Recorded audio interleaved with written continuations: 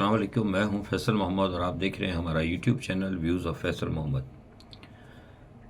سال کا آخری دن جو ہے اب آ رہا ہے، کل اب ہم سال کے بالکل آخر میں آ چکے ہیں، اور ساری دنیا میں جو صورتحال رہی خبروں میں، اس میں پاکستان کہیں نہ کہیں اہمیت کا حامل رہا، افغانستان بھی اس میں بہت اہم تھا، اور آج بھی جب یہ سال ختم ہو رہا ہے تو مجھے لگ رہا ہے کہ پاکستان، افغانستان اور اب اس کے ساتھ ساتھ مشرق وسطیٰ جو ہے وہ آئندہ آنے والے سال میں کہیں نہ کہیں خبروں میں انتہائی اہمیت کا حامل ہوگا۔ اگر میں بات کروں 2024 کی، اس میں ایک چھوٹی سی بات جو خاص طور پر دیکھنے والی ہے، تو اس سارے سال کے اندر پاکستان کی پوری سیاست اور پوری ریاست کے اوپر جو ہے عمران خان حاوی رہے، یا عمران خان صاحب کا جو ایک جن ہے وہ جو ہے کہتے ہیں نا بوتل میں بند کرنے کی کوشش کی گئی، لیکن وہ جن جو ہے مسلسل بوتل میں بند نہیں ہو سکا۔ نتیجہ یہ ہوا کہ ملک جو ہے بدستور خرابی کی طرف جا رہا ہے۔ پارا چنار میں جو ہمارے اہل تشیع برادری اور ہمارے اہل تشیع بھائیوں کے ساتھ جو کچھ وہاں پہ ظالمانہ اور ایک ایسا متعصبانہ رویہ جو رکھا گیا، وہ ابھی تک اسی طرح ہی ہے، اور کہا جا رہا ہے کہ بات چیت ہو چکی ہے، اور کچھ شرائط آپ نے سن لیا ہوگا ٹی وی پہ کہ دونوں فریقوں کو ڈسمنٹل کیا جائے گا، آرمز جو ہے ٹھیک ہے، اچھی بات ہے، اسلحہ نہیں ہونا چاہیے، لیکن سوال یہ پیدا ہوتا ہے کہ جس علاقے میں وہ رہتے ہیں، اور جیسے کہ میں مسلسل دیکھ رہا ہوں کہ طالبان، آپ کو پتہ ہے وہ مخالف ایک فقہ سے ہیں اور بہت ہارڈ ہیں، وہ ان کو آ کے دھمکاتے رہتے ہیں، اس کے بارے میں پہلے بھی بات کر چکا ہوں۔ تو اگر ان کی اگر کوئی حقیقی حفاظت کی اگر کوئی بات ہو جاتی ہے تو بہت اچھی بات ہے، لیکن اسلحہ خود رکھنا یا اسلحے سے مقابلہ کرنا یا اسلحے کی بنیاد کے اوپر فیصلے کرنا یا فیصلے کروانا اچھی بات نہیں ہے، لیکن کچھ معاملات، کچھ واقعات یا کچھ خاص صورتحال ایسی ہوتی ہے کہ جس میں انسان کو کہیں نہ کہیں مجبوراً اسلحے کو اپنا ساتھی بنانا پڑتا ہے۔ بہرحال دیکھتے ہیں کہ کیا صورتحال وہاں نکلتی ہے۔ کہا تو جا رہا ہے کہ آج ہو جائے گا، اور آپ کو پتہ ہے کہ اس پس منظر میں کراچی میں بھی دھرنے جاری ہیں، اور آج تقریباً 7-8 دن ہو چکے ہیں۔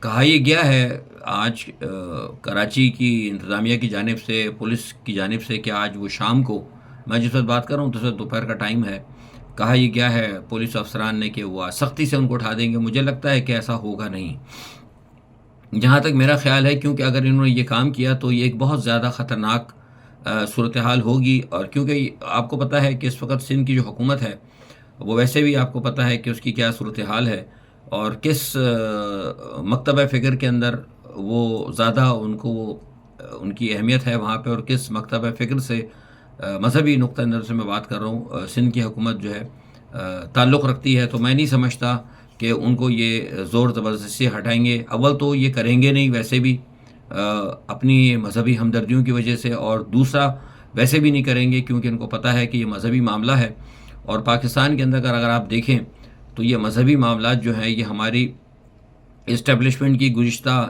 40-45 سالہ غلط پالیسیوں کی وجہ سے یہ آج بگڑتی جا رہی ہے، اور آج پوزیشن یہ ہے کہ پاکستان جو ہے نا بلیڈنگ ہو رہا ہے، بلیڈنگ پوزیشن میں ہے۔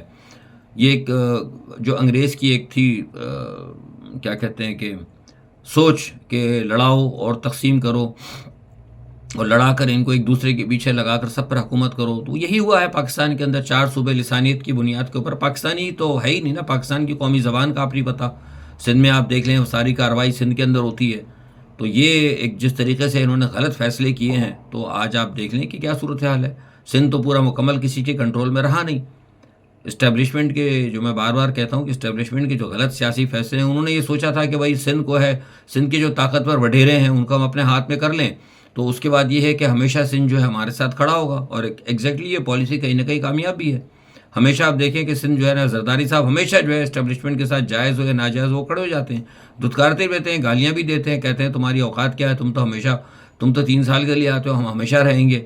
تو وہ ہمیشہ رہنے کے لیے ہماری اسٹیبلشمنٹ نے ان کو مضبوط کیا ہے۔ وہ دیکھیں پاکستان سے باہر ہوا جو سیاح آئے تھے فرانس سے اور دوسری جگہ سے، وہ پورے پاکستان میں گھومتے پھرے، لیکن جب سندھ میں چلے گئے تو لٹ گئے. تو سندھ میں تو اس میں تو کوئی شک نہیں ہے کہ ڈاکو تو ہیں.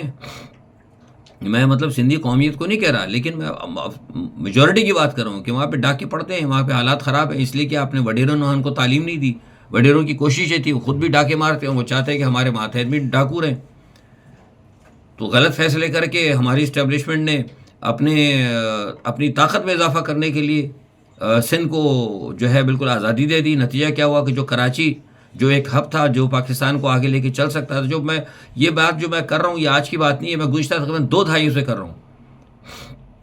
اور اب اس کے ثمرات آپ کا سارے، آپ کچھ بھی کر لیں، آپ واہ خان پہ ہم قبضہ کر لیں، آپ پورا امریکہ تک پاکستان کی حدیں پہنچا دیں، ضرورت کچھ بھی کر دیں، لیکن لا اینڈ آرڈر کا مسئلہ کبھی آپ ترقی کبھی نہیں کر پائیں گے. یہ میں آپ سے بتا رہا ہوں. آپ کو بڑی خوشیاں ہو رہی ہیں کہ وہ پاکستان کی افواج نے واہ خان کے اوپر قبضہ کر لیا اور پٹی پر وہ تاکہ وسط ایشیا تک چلے جائیں گے. اچھی بات ہے اگر آپ اپنی تجارت کو، لیکن سوال یہ پیدا ہوتا ہے کہ آپ جب مور کو دیکھا، اپنے مور خوب ناشتہ، لیکن جب اپنے پیروں کو دیکھتا ہے نا تو وہ رو پڑتا ہے.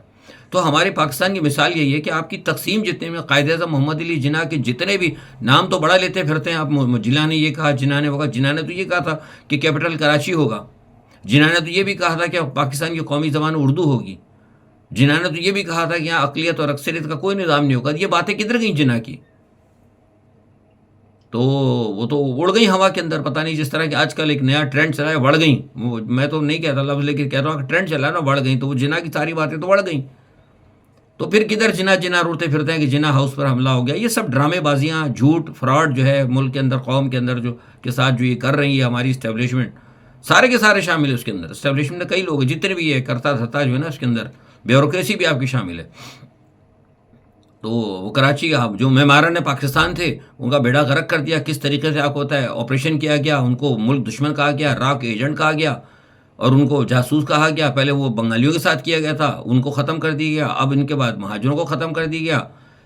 اب اس کے بعد وہ بلوچوں کے پیچھے پڑ گئے. تو یہ اس طرح ریاستیں تھوڑی چلتی ہیں، ریاستیں ایسی تھوڑی چلتی. کیا ہوا کراچی کا حال آپ کو پتا ہے؟ کراچی سے کون، یہ کتنے یہاں پہ لوگ جو اتنی باتیں کرتے ہیں، میں ہمیشہ کہتا ہوں، 20-25 سال سے کہتا ہوں کہ کدھر گئے وہ لوگ، حبیب والے، ولی کا والے، وہ اورینٹ والے، وہ جتنے جو لوگ لے کے آئے تھے، سارا سب کچھ تو یہاں پہ دولت ساری ہندوستان سے لانے والے اردو اسپیکنگ لے کے آئے تھے نا. کدھر ہیں آج وہ لوگ؟ ہندوستان کو آپ دیکھ لیں نا، ہندوستان کے ساتھ جتنے جو ٹاٹا تھے، بلرا تھے، دوسرے وہ سارے سب کے سب موجود ہیں، سب اپنے ملک کو ترقیاں دے رہے ہیں. جو پالیسیز منموہن سنگھ نے رکھی تھی وہی پالیسیز وہ چلتی رہی ہے. ہمارے یہاں یہ ہوتا ہے کہ ایک پالیسی آ جاتی ہے، جو عمران خان نے پالیسی دی، فوراً جیسی نواز شریف کی حکومت آئی انہوں نے ساری عمران خان کی پالیسی اڑا کر پھینک دی. ملک اور قوم کی تو پرواہ کسی کو نہیں ہے، وہ اسٹیبلشمنٹ ان کا ساتھ دیتی ہے. تو یہ جو ہے نا، جب تک آپ یہ تماشے بازی اس ملک کے اندر یہ ختم نہیں کریں گے، جب تک اس سسٹم کو، یہ جو گندا سسٹم ہے جس کو اب جانا ہوگا، یہ سسٹم اب گرے گا. میں بتا رہا ہوں جب تک یہ گندا جو ہے سسٹم جو اس کے اندر آپ نے اسٹیبلشمنٹ کو بلا جو اندر ایک شترے بے مہار کی جگہ جو آپ نے دے دی نا، سیاسی خیموں کے اندر اسٹیبلشمنٹ گھس جاتی ہے آ کے اور ہر جگہ اپنے توڑ پھوڑ کرتی ہے اور جو اپنے الٹے سیدھے طاقت کی بنیاد پر جو کرتی ہے، یہ سسٹم کو ختم ہونا پڑے گا. اگر یہ ختم نہیں ہوگا تو یقیناً میں آپ سے کہہ رہا ہوں کہ پاکستان ختم ہو جائے گا. اس سے کوئی میری دشمنی نہ سمجھے. یہ بات میں گزشتہ 20 سال سے کہہ رہا ہوں کہ آپ نفرتیں جو اگر بوئیں گے، نفاق آپ بوئیں گے تو آپ کو نفاق ہی ملے گا.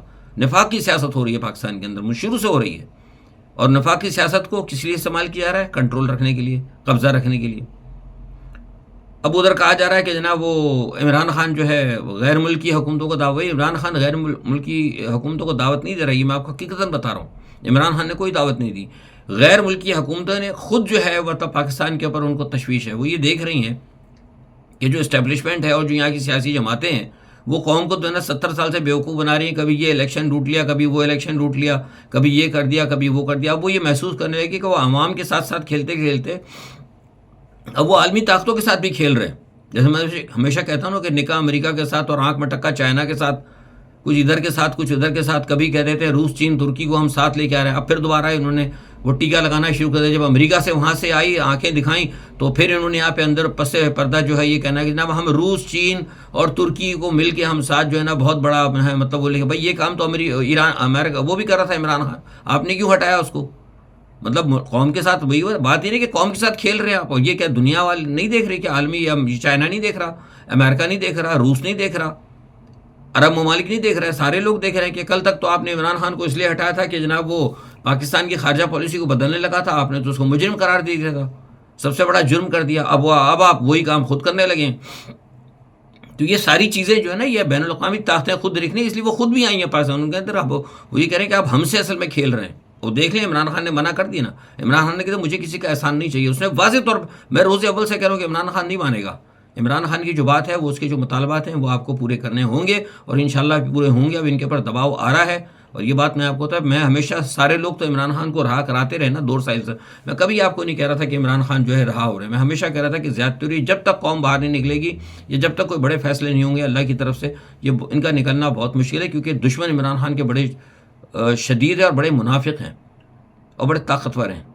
لیکن اللہ کی طاقت جو ہے نا، پھر وہ سب سے بڑی ہے. اس کے آگے نہ منافقت چلتی ہے، نہ کسی کی کوئی طاقت چلتی ہے. تو یہ فیصلے اللہ کی طرف سے ہو رہے ہیں. بین الاقوامی برادری عمران خان کے لیے از خود کھڑی ہوئی ہے. عمران خان نے تو، میں نے آپ کو پہلے کہا تھا، آج بھی وہ کہہ رہے ہیں، وہ کہہ رہے ہیں کہ مجھے کیا کرو، پھانسی دے دو، دے دینا. ان کو خوف ہی نہیں ہے.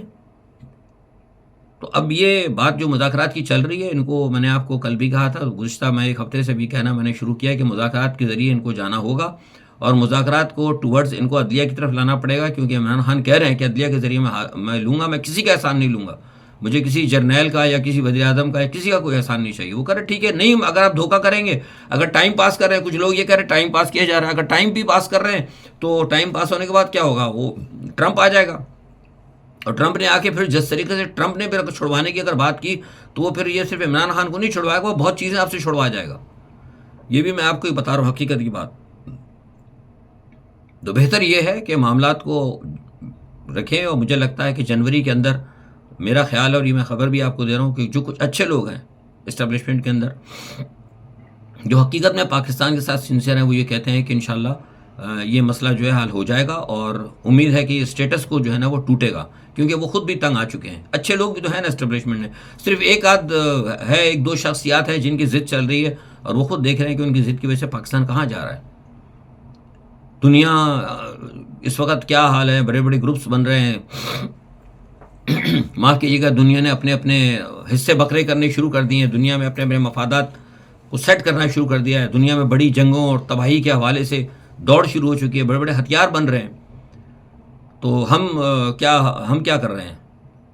وہ جو اسٹیبلشمنٹ میں کچھ اچھے لوگ بھی ہیں، سارے برے تو نہیں ہوتے. ادارے سارے برے نہیں ہوتے. ادارے میں چند افراد برے ہوتے ہیں. عدلیہ ساری بری نہیں ہوتی. عدلیہ میں چند لوگ برے ہوتے ہیں. بیوروکریسی میں ساری بیوروکریسی بری نہیں ہوتی. بیوروکریسی میں چند لوگ برے ہوتے ہیں.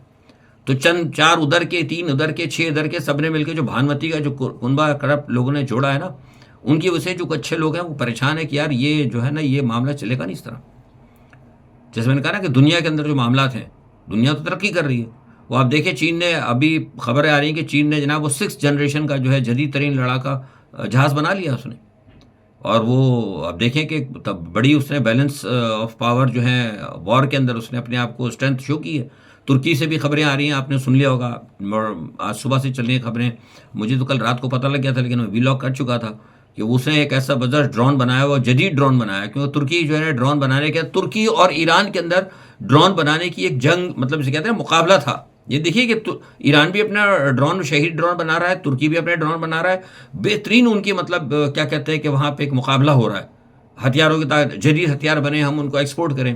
اور ہمارے پاس کیا مقابلہ ہو رہا ہے کہ کتنی جلدی جو ہو سکے نا عمران خان کو ہم اندر کر دیں، کتنی جلدی مطلب توڑ دیں کسی طریقے سے. مطلب کوئی 9 مئی کے چکر میں عمران خان کو ہمارا مقابلہ ہو رہا ہے کہ پیپلز پارٹی کہتی کہ میں 26ویں آئینی ترمیم کے ذریعے اس کا بیڑا غرق کروں، اور مسلم لیگ نواز کہتی کہ ہم کوئی دوسرا قانون بنا کے عمران خان کو 9 مئی کے چکر میں پھائے لگائیں. یہاں یہ مقابلہ ہو رہا ہے، اور وہاں مقابلہ ہو رہا ہے. وہ جدید ترین انہوں نے جناب ڈرون بنایا ہے جو سپرسونک میزائل کو ہٹ کرے گا. ترکی کے جو ڈرون دنیا میں بڑے زبردست اہمیت کا حاصل ہے. اور وہ ان کا جو ہے ان کا سسٹم ہے ایک نام، اس کو جناب انہوں نے ماڈرنائز کیا اس کو. تو یہ ایک صورتحال ہے، اور اس کو دیکھنا ہوگا کہ بھئی کیا ہم اس طرح چلیں گے. وہ ہر چیز کو ریئلائز کر رہے ہیں.